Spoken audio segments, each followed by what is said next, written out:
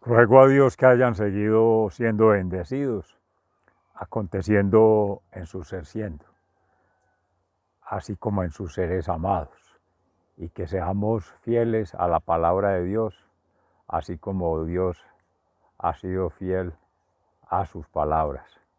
En el Salmo 125. Nos congregamos hoy, 26 de octubre del año 2022, en gracia de Dios, para meditar en la palabra de Dios. En este salmo en particular y en la carta del apóstol San Pablo a los Efesios, hablando sobre la vida marital, la vida familiar y la vida fraternal en nuestro Señor Jesucristo. Y Él es quien nos habla también en el Santo Evangelio según San Lucas, alrededor de la pregunta por la puerta de entrada al reino de los cielos, la puerta angosta. Llegó el momento del examen. Decía San Juan de la Cruz, en la tarde de la vida te medirán en el amor. Vamos entonces a meditar en la palabra del Señor, Padre, Hijo y Espíritu Santo.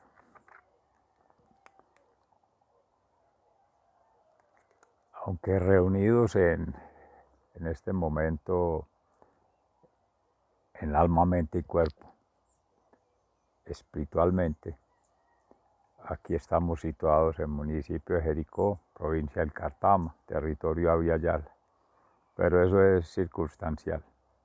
Así nos ha querido el Señor en esa situación, pero allí donde se encuentren, en el momento que se encuentren y del modo que se encuentren, con gran regocijo, vamos entonces a compartir esta meditación que el Espíritu Santo nos ha inspirado. Y es en el capítulo 6, entre los versículos 1 y 9 de la carta de San Pablo a los Efesios, que ayer se venía hablando de los deberes familiares del cristiano, hoy es la relación entre hijos y padres, en primer lugar, y entre esclavos y amos.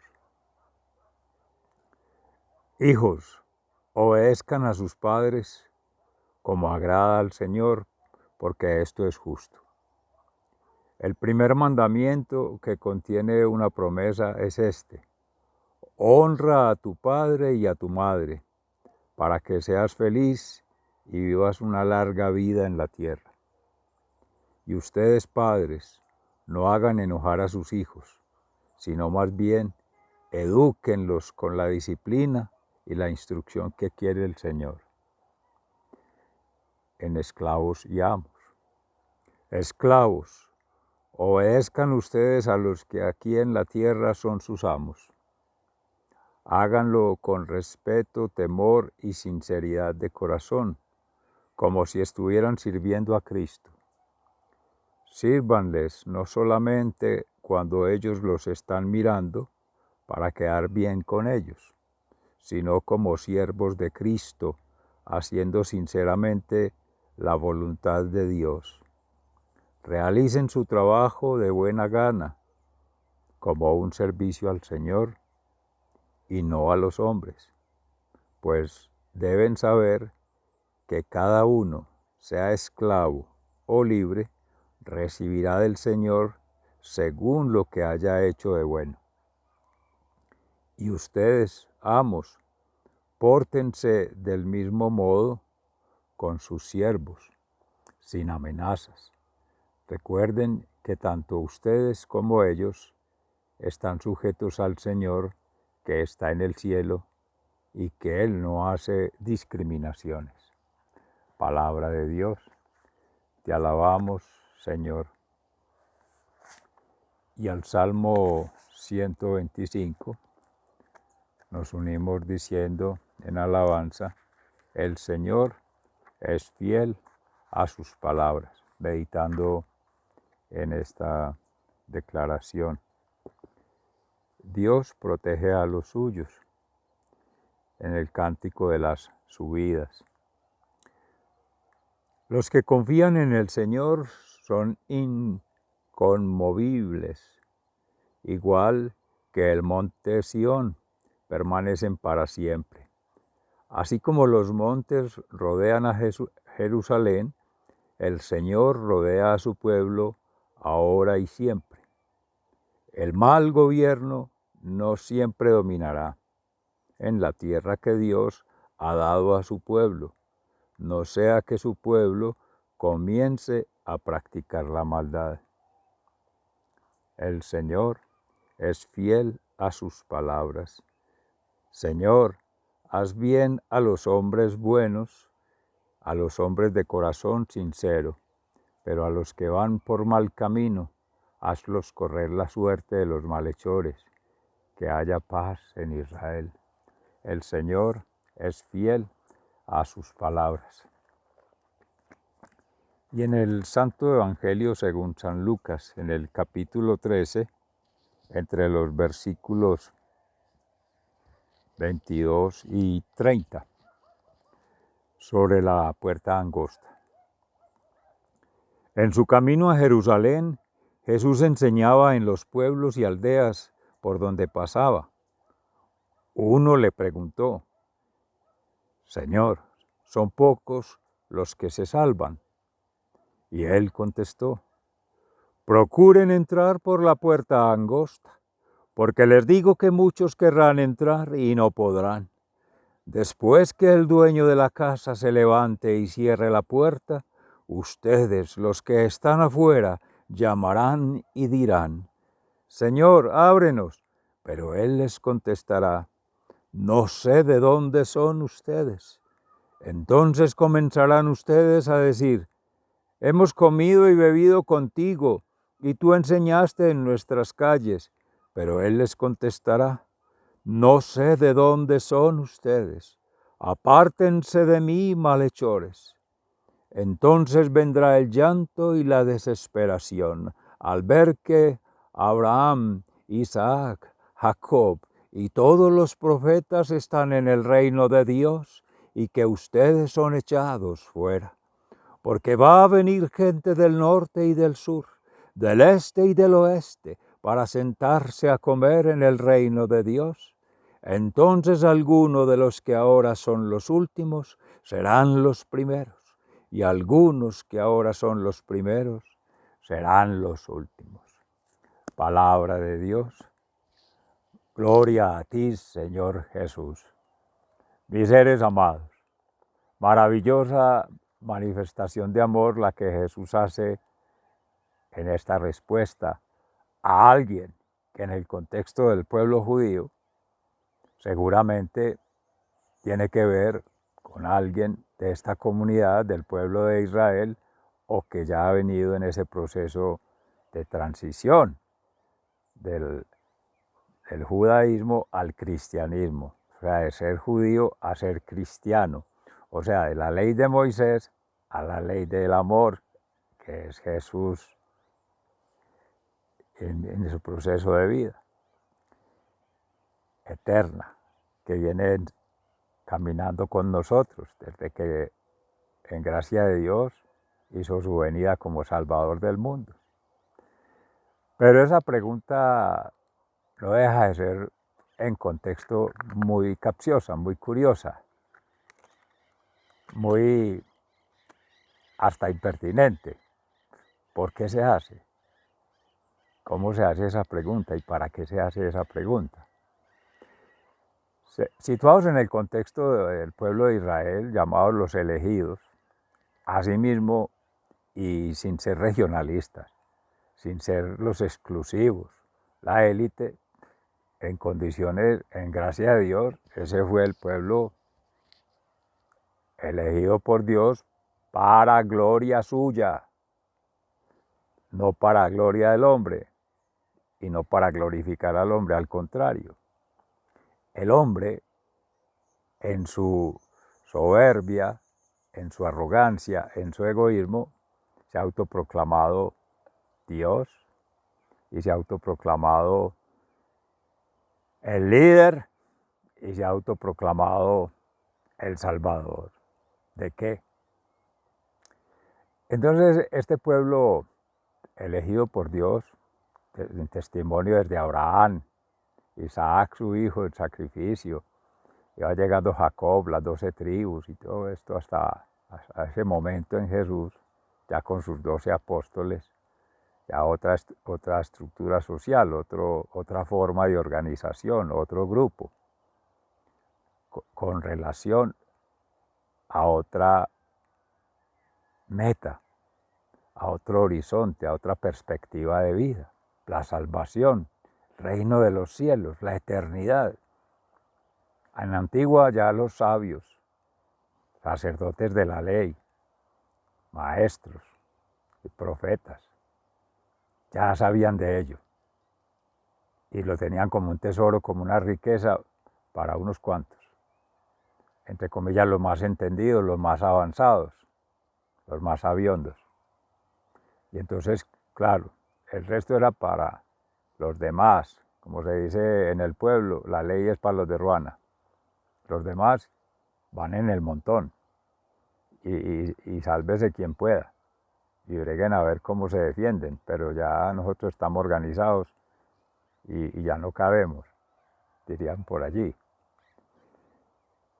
Y resulta que en ese llenarse de cosas, en el espíritu, en la mente, en el cuerpo, se hacen pesados de equipaje para el reino de los cielos, a donde solamente va el alma.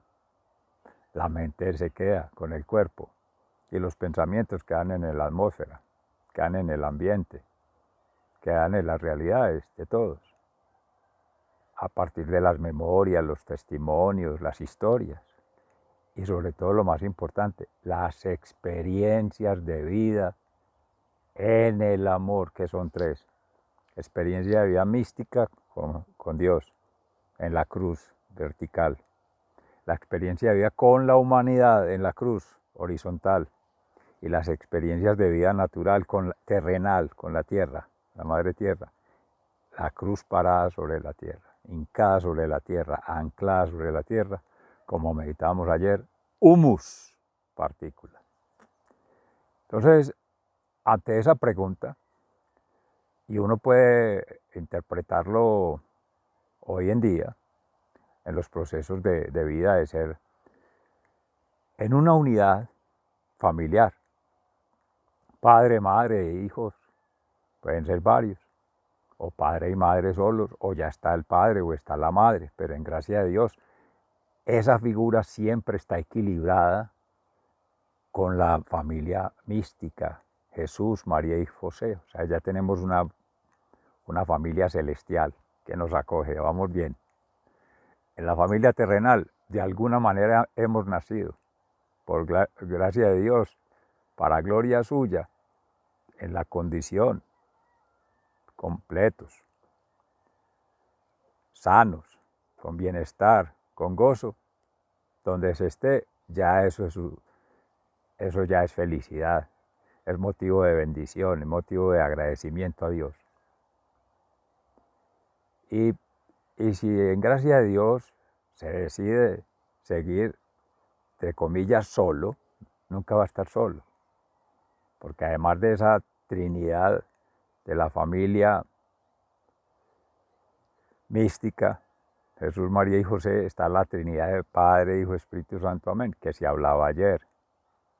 Viene esta otra Trinidad que eres tú mismo, tu mundo, tu realidad y el inmediato que está contigo.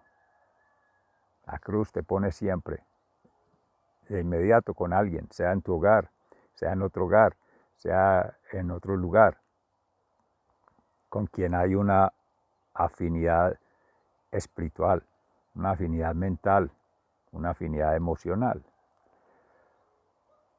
¿Cuál es el llamado ahí? A vivir una experiencia de amor. Porque así como se habla de la unidad familiar, padres, madres e hijos, en el ámbito escolar, en el ámbito universitario, en el ámbito de formación, es equivalente a los educadores, maestra o maestro, profesor o profesora, docente o la docente, que eso ya juega es con el tema de género que tanto se habla hoy en día, pero independiente de ello, hay quienes le siguen, que son los llamados alumnos, o estudiantes, o discentes en ese orden.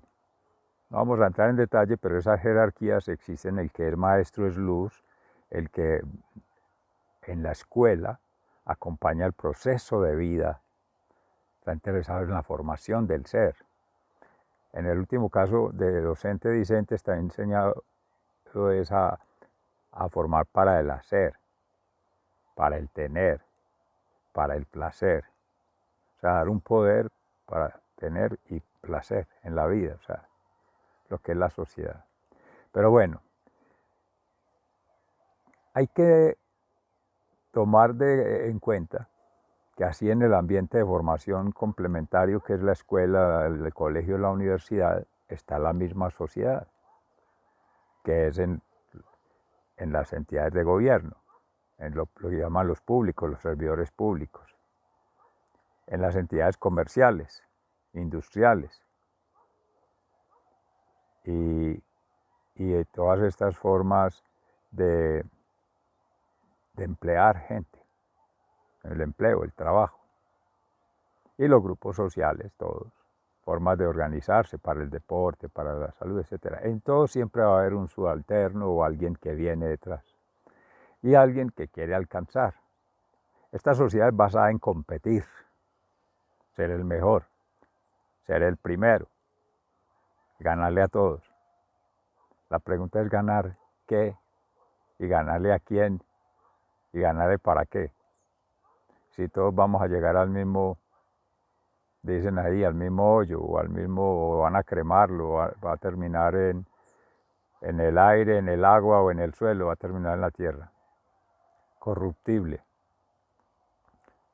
Eso es morir en lo terrenal.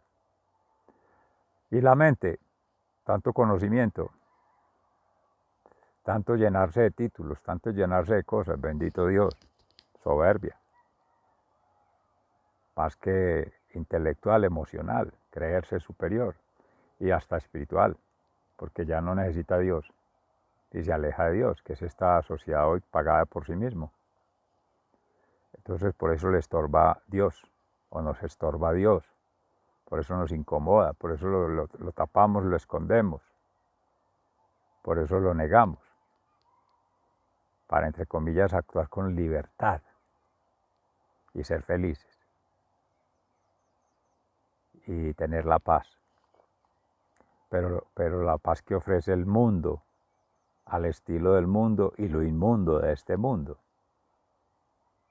Y ahí estamos, como se dice, graves, mal, creyendo que otro ser, otra criatura, que un poder te va a dar la felicidad, la libertad y la paz interior.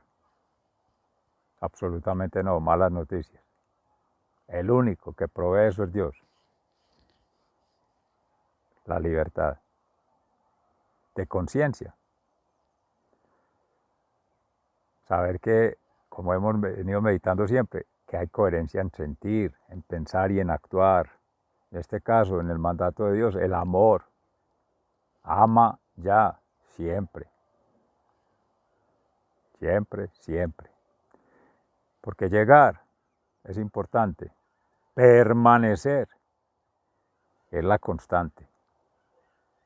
Y hay que estar alerta, vigilante. Esforzarse, como se dice. Porque eso implica no ser mediocre. No estar esperando lo mínimo para dar. Y como ofrece la sociedad, ¿qué me va a dar a cambio? Esa pregunta podría interpretarse cuando le pregunta quién podrá salvarse entonces. Porque uno diría, bueno, con lo mínimo esfuerzo, a dedicar al placer, a usar del poder sobre otros, a someter, como dice Pablo, a esclavizar a otros, además de que ya somos esclavos de nuestros pensamientos, de nuestros sufrimientos, de nuestros sentimientos. De eso hay que liberarnos. Esa es la verdadera libertad espiritual. La libertad de los padres, del yugo de los padres. Un padre mandón, que es contraejemplo en todo. No haga, pero él sí hace. No haga el mal, pero él sí hace el mal. No fornique, pero él sí lo hace. O sea, no se puede ser incoherente. Hay que ser íntegro.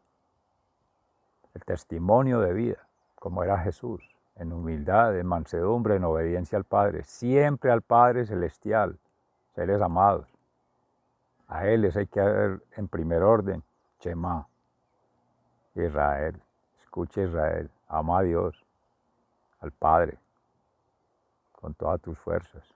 Él nos ha dado la vida, nos la ha prestado, nos la ha encargado para hacer buen uso de ella, bien cuidado de ella, y bien hacer de ella, no solo el cuerpo, la mente y el espíritu, ponerlo al servicio de Él. Pertenecemos a Él. En Dios vivimos, nos movemos y existimos. Y Jesús es el encargado de hacer que eso se cumpla, el administrador de ese plan de vida. Diseñó perfecta la criatura para Él mismo venir a hacer el acompañamiento, el regreso a casa, al reino de los cielos. A eso se vino. Y el Espíritu Santo santificador. Por eso, cuando en Pablo a los Efesios habla de ser justos, y en el Salmo es santificación. No se habla de la justicia de las armas y la guerra, no. Saquémonos eso de ahí, que eso hace ruido. Existe, pero así se mueve el mundo. Nosotros debemos movernos en el amor, en la perspectiva de trascender, no de la mediocridad, no del hacer las cosas por hacerlas, no, con amor, no por miedo. Es que creer en Dios, creerle a Dios y crear con Dios es por amor, no por miedo. Que me va a castigar, que me va a dejar afuera, que cerró la puerta. En esa meditación Jesús hablaba en algún momento que más fácil que pase un camello por el ojo de una aguja, que un avaro alcance el reino de los cielos. Es equivalente, porque el que se enseña las riquezas del mundo, del tener, se enseña a la arrogancia, a la soberbia, como estos fariseos, que no se puede generalizar. Hay hermanos judíos y uno cae en ese error de juzgar, de condenar, de sancionar, generalizando. Que los judíos no. A los judíos que son jodidos, que se cierran, que le cierran la puerta a otros para que no puedan entrar. Es como esa, la aguja es por donde pasa el camello, una puertica pequeña. Y es que ese es el camino de cruz, que es al que nos invita Jesús, que es no lo que ofrece el mundo.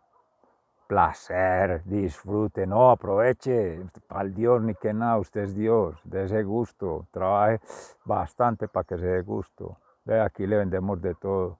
Entonces aumentar la vida, dizque mantener la salud, todo eso, para pegarse a lo que es finito. Mire la falsedad del falso maestro, el falso profeta, el falso sacerdote, el enemigo, del adversario, del opositor, del bien, de Dios, de la bendición. Te hace creer que eso es el mundo, que esa es la fantasía, que esa es la realidad, cuando eso es ilusión. Porque todo eso se acaba. Y todo eso no nos sirve para nada, no nos da más vida, no nos aumenta más estatus ante el cielo. Llegamos igual, todos.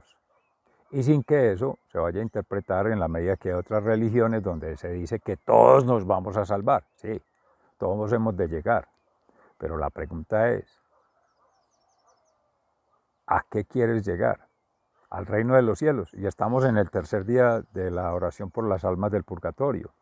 ¿O te quieres quedar encapsulado en la mitad, como un mediocre llegando a pasar al cielo y ya no pudiéndose volver por la tierra a hacer lo que le faltó por hacer? Por eso hay que aprovechar a hacerlo ahora.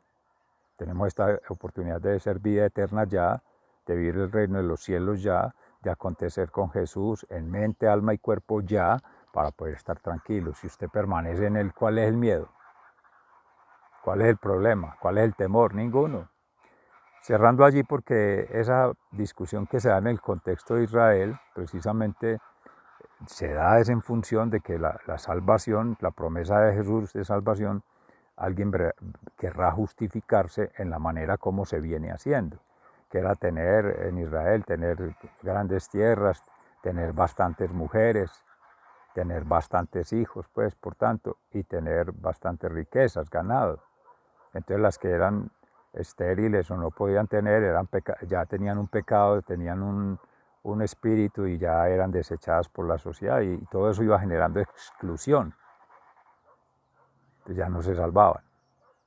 ¿Se dan cuenta? Entonces no por las cosas materiales, no es al estilo del hombre que Dios viene a hablar. Él viene a hablar no es en la cultura, el reino de los cielos, que es otra cosa, todos aconteciendo en su ser siendo. Es maravillosa esa meditación en el sentido de que nos permite ver que, que hay que hacer un gran esfuerzo por liberarnos de esas esclavitudes, sobre todo en este siglo XXI. Comprender muy bien en aquellas realidades que los esclavizaba, que era la esclavitud, el que te tiene subyugado en el espíritu, te enseña a ver que hay un Dios y que te tienes que portar bien, que el miedo, y eso no te deja ser libre, en libertad espiritual, porque se pueden equivocar. Es un adoctrinamiento, es una doctrina, es un dogma, y no admite ninguna discusión, no admite ninguna mirada de la realidad, porque las realidades hay que verlas para ver qué es lo que realmente ocurre, qué se debe valorar ahí. Eso es un proceso, la vida es un proceso de vida. Eso no se evalúa ni se califica, es que las universidades están equivocadas en eso, los colegios, las instituciones. ¿Cómo se va a calificar ética? ¿Cómo se va a calificar la moral? ¿Cómo se va a calificar el comportamiento? No, usted es o no es. Si ama a Dios, absolutamente cumple con la ética, con la estética, con todo. Entonces, quería alargar un poquito esa contextualización para poder comprender un poquito en la existencia nuestra o en la experiencia de vida hoy, que además de lo teológico, viene la vida sacramental. Si mantenemos una vida sacramental perfecta en el estilo de Dios, el bautismo, sumergiéndonos con Él, creyendo en el misterio de la resurrección, que morimos al pecado, a todas esas cruces, a todas esas cargas, a todas esas ataduras que nos esclavizan. Segundo, que en común unidad con la comunidad, crecemos todos como un órgano completo, como ha dicho Pablo permanentemente estos días en la meditación, y Jesús siempre lo decía, pues amar a Dios y amar a tu prójimo como a ti mismo. Es común unión, es la comulgar con el Evangelio. Y en la ordenación, pues que han sido llamados a la ordenación sacerdotal, bendito sea. Y desde el laicado, quienes hemos sido llamados a la relación familiar, marital, pues sepa que llevar una mujer al altar es llevarla al altar de Dios, al arca de la alianza.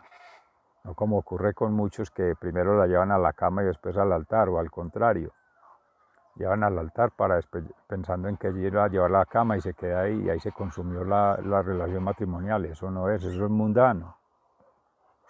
Esa lectura solamente es de placer, eso es hedonismo.